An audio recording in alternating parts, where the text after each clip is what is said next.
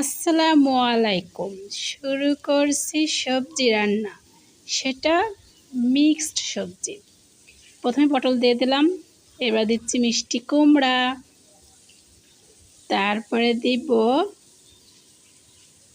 গাজর, এবার দিয়ে দিলাম গাজর, তারপরে দিব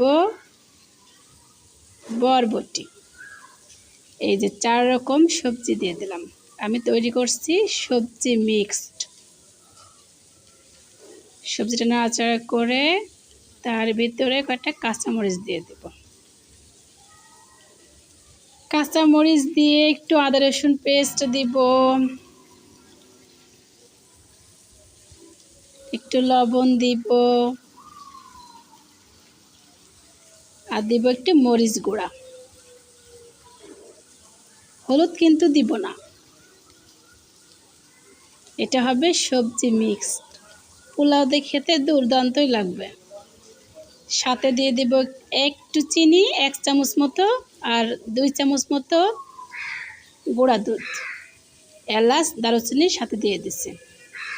এবার নাড়াতে থাকবো, একটু পানি দিয়ে তারপর ঢেকে দিব।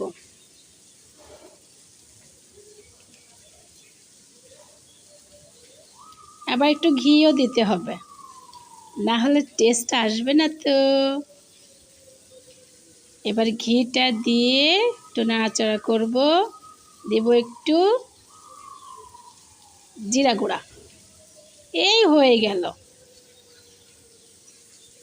গরম গরম পোলাওর সাথে হেভি লাগবে, সেই টেস্ট।